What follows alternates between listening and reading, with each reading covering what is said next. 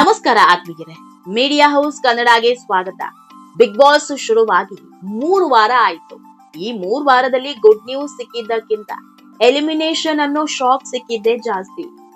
3 ವಾರದಲ್ಲಿ 3 ಹೊರ ಹೋಗಿದ್ದಾರೆ ಅಂದ್ರೆ ನೀವೇ ಅರ್ಥ ಮಾಡ್ಕೊಳ್ಳಿ ಈ ಬಾರಿ ಬಿಗ್ ಬಾಸ್ ನ ಲೆಕ್ಕಾಚಾರ ಹೇಗೆಲ್ಲ ಇದೆ ಅಂತ. ಗುಂಪಲಿ ಗೋವಿಂದ ಅನ್ನೋರು ಯಾರು ಉಳಿತಿಲ್ಲ. ಇದಕ್ಕೆ ಎಕ್ಸಾಂಪಲ್ ಈ ಬಾರಿ ಆಗಿರೋ ಎಲಿಮಿನೇಷನ್ ಪ್ರಕ್ರಿಯೆ. ಈ ವಾರ ದೊಡ್ಡ ವಿಕೆಟ್ ಉರುಳುತ್ತೆ ಅಂತ ಎಲ್ಲರೂ ಅನ್ಕೊಂಡಿದ್ರು. ಯಾಕಂದ್ರೆ ಈ ಬಾರಿ ದೊಡ್ಡವರೇ ನಾಮಿನೇಟ್ ಆಗಿದ್ರು. ಬಿಗ್ ಬಾಸ್ ಮನೆಯಲ್ಲಿರೋ 17 ಸ್ಪರ್ಧಿಗಳಲ್ಲಿ 6 ಮಂದಿ ಮಾತ್ರ ಸೇವ್ ಆಗಿದ್ದು, ಉಳಿದ 11 ಮಂದಿ ನಾಮಿನೇಟ್ ಆಗಿದ್ದಾರೆ. ಹೀಗಾಗಿ ಇದ್ರಲ್ಲಿ ದೊಡ್ಡವರೇ ನಾಮಿನೇಟ್ ಆಗಿದ್ರು. ಅಶ್ವಿನಿ ಗೌಡ, ಗಿಲ್ಲಿ, ಕಾವ್ಯ, ಧನುಷ್, ರಾಶಿಕಾ, ರಕ್ಷಿತಾ, ಧ್ರುವಂತ್. ಇವರಲ್ಲಿ ಧ್ರುವಂತ್ ಮೇಲೆ ಹಲವರ ಕಣ್ಣಿತ್ತು. ಅಷ್ಟೇ ಅಲ್ಲ, ಕಳೆದ ವಾರ ಸುದೀಪ್ ಅವರ ಜೊತೆಗೆ ಒಂದಿಷ್ಟು ವಾಗ್ವಾದವನ್ನು ನಡೆಸಿದ್ರು.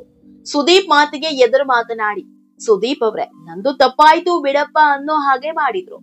ಕೊನೆಗೆ ಸುದೀಪ್ ಹೇಳಿದ್ದೇನು, ಧ್ರುವಂತ್ ಮಾಡಿದ್ದೇನು ಅನ್ನೋದನ್ನ ಸುದೀಪ್ ಬಿಡಿಸಿ ಹೇಳಿದ್ರು. ಆ ಕ್ಷಣವೇ ತುಂಬಾ ಜನ ಅರ್ಥ ಮಾಡ್ಕೊಂಡಿದ್ರು, ಧ್ರುವಂತ್ ತುಂಬಾ ದಿನ ಬಿಗ್ ಬಾಸ್ ನಲ್ಲಿ ಉಳಿಯಲ್ಲ ಅಂತ. ಯಾಕಂದ್ರೆ ಸುದೀಪ್ ಮುಂದೆ ಟಕ್ಕರ್ ಕೊಡೋ ಹಾಗೆ ಮಾತನಾಡಿದವರು ಬಿಗ್ ಬಾಸ್ ನಲ್ಲಿ ಉಳಿದ ಇತಿಹಾಸವೇ ಇಲ್ಲ. ಈ ಹಿಂದೆ ರಕ್ಷಕ್ ಬುಲೆಟ್ ಕೂಡ ಸುದೀಪ್ ಬಗ್ಗೆ ಲಘುವಾಗಿ ಮಾತನಾಡಿದ್ರು. ಕೊನೆಗೆ ರಕ್ಷಕ್ ಬುಲೆಟ್ ರನ್ನ ಹೇಳದೆ ಕೇಳದೆ ಬಿಗ್ ಬಾಸ್ ಮನೆಯಿಂದ ಹೊರ ಹಾಕಿದ್ರು. ಯಾವುದೇ ಸ್ಪರ್ಧಿಯನ್ನ ಹೊರ ಕಳಿಸ್ಬೇಕು ಅಂದ್ರೆ ವೀಕೆಂಡ್ ನಲ್ಲಿ ಸುದೀಪ್ ವೇದಿಕೆ ಮೇಲೆ ಕರ್ಸ್ಕೊಂಡೇ ಬೀಳ್ಕೊಡುಗೆ ಕೊಡೋದು. ಆದ್ರೆ ರಕ್ಷಕರನ್ನ ಬಿಗ್ ಬಾಸ್ ಮನೆಯಿಂದ ಸೀದಾ ಮನೆಗೆ ಕಳಿಸೋದು. ಇದಾದ ಮೇಲೆ ಸುದೀಪ್ ಜೊತೆ ಮಾತಿಗೆ ಮಾತು ಅನ್ನೋ ಹಾಗೆ ಟಕ್ಕರ್ ಕೊಟ್ಟವರು ಧ್ರುವಂತ್. ಹೀಗಾಗಿ ಧ್ರುವಂತ್ ಕೂಡ ಬಹಳ ದಿನ ಉಳಿತಾರೆ ಅಂತ ಹೇಳೋದಿಕ್ಕಾಗಲ್ಲ. ಬರೀ ಸುದೀಪ್ ಜೊತೆ ಮಾತನಾಡಿದ್ದಷ್ಟೇ ಅಲ್ಲ, ಬಿಗ್ ಬಾಸ್ ಬಗ್ಗೆಯೂ ಮೊನ್ನೆ ಮಾತನಾಡಿದ್ದಾರೆ. ಈ ಬಿಗ್ ಬಾಸ್ ನಿಂದ ನನ್ನ ಹೆಸರಿಗೆ ಕಳಂಕ ಬರುತ್ತೆ ಅನ್ನೋದಾದ್ರೆ ನನಗೆ ಈ ಬಿಗ್ ಬಾಸೇ ಬೇಡ ಅಂತ ಹೈ ಡ್ರಾಮಾ ಮಾಡಿತ್ತು. ಇದು ಧ್ರುವಂತ್ಗೆ ಪಕ್ಕಾ ನೆಗೆಟಿವ್ ಫೀಡ್ಬ್ಯಾಕ್ ಆಗಿದೆ.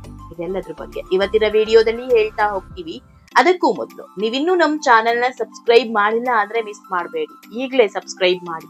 ಈ ವಿಡಿಯೋವನ್ನು ಕೊನೆಯವರೆಗೂ ನೋಡಿ, ನಿಮ್ಮ ಅನಿಸಿಕೆಗಳನ್ನ ಕಮೆಂಟ್ ಮಾಡಿ. ಆತ್ಮೀಯರೇ, ಧ್ರುವಂತ್ ಬಗ್ಗೆ ಪಾಸಿಟಿವ್ ಟಾಕ್ ಕೇಳಿದ್ದಕ್ಕಿಂತ ನೆಗೆಟಿವ್ ಟಾಕ್ ಕೇಳ್ತಾ ಇರೋದೇ ಜಾಸ್ತಿ. ಬಿಗ್ ಬಾಸ್ ಮನೆಯಲ್ಲಿ ಧ್ರುವಂತ್ ತುಂಬಾ ಒಳ್ಳೆಯವರಂತೆ ನಡ್ಕೊಳ್ತಿರೋದು 100% ಸತ್ಯ.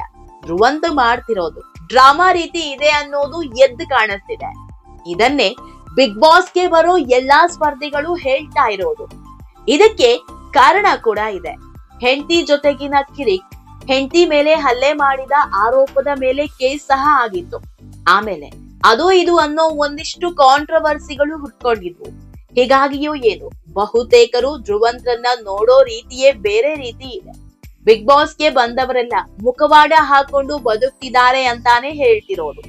ಅದಕ್ಕೆ ತಕ್ಕಂತೆ ಧ್ರುವಂತ್ ಕೂಡ ಆಟ ಆಡ್ತಿದ್ದಾರೆ. ಎಲ್ಲರ ಜೊತೆಗೆ ಒಳ್ಳೆಯವ್ರು ಅನ್ಸ್ಕೊಳ್ಬೇಕು ಅಂತ ಹೋಗ್ತಾ ಇದ್ದಾರೆ. ಇದು ಧ್ರುವಂತ್ಗೆ ಫೈರ್ ಬ್ಯಾಕ್ ಆಗ್ತಾ ಇದೆ.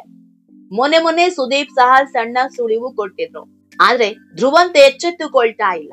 ಸುದೀಪ್ ಮಾತಿಗೆ ಕೌಂಟರ್ ಕೊಡುವಂತೆ ನಡೆದುಕೊಳ್ತಾ ಇದ್ದಾರೆ. ಬಿಗ್ ಬಾಸ್ ಬೇಕಂತಿಲ್ಲ, ನಾನು ಹಸು ಸಾಕೊಂಡಾದ್ರೂ ಜೀವನ ನಡೆಸ್ತೀವಿ, ಇದನ್ನೇ ನಂಬ್ಕೊಂಡಿಲ್ಲ. ಕೊನೆಗೆ ಏನೂ ಇಲ್ಲ ಅಂತ ಆದ್ರೆ ಹಿಮಾಲಯಕ್ಕೆ ಹೋಗ್ತೀನಿ ಅಂತ ಸನ್ಯಾಸಿಯಾಗೋ ಮಾತನಾಡಿದ್ದಾರೆ. ಇದೆಲ್ಲ ಧ್ರುವಂತ್ಗೆ ಬೇಕಿತ್ತ ಅಂತ ವೀಕ್ಷಕರು ಆಡ್ಕೊಳ್ತಿದ್ದಾರೆ. ಆತ್ಮೀಯರೇ, ಬಿಗ್ ಬಾಸ್ ಶುರುವಾಗಿ 4 ವಾರ ಆಗ್ತಾ ಬಂತು. ಎಷ್ಟು ದಿನದಲ್ಲಿ ಧ್ರುವಂತ್ ಹೇಳ್ಕೊಳ್ಳುವಂತ ಒಂದೇ ಒಂದು ಟಾಸ್ಕ್ ಮಾಡಿಲ್ಲ. ಯಾವ ಟಾಸ್ಕ್ ನಲ್ಲಿ ಗೆದ್ದಿದ್ದೂ ಇಲ್ಲ. ಅಷ್ಟೇ ಯಾಕೆ, ಮೊದಲ ವಾರದಿಂದಲೇ ನಾಮಿನೇಟ್ ಆಗ್ತಿದ್ದಾರೆ. 1 ವಾರವೂ ಸೇಫ್ ಆಗಿದ್ದಿಲ್ಲ.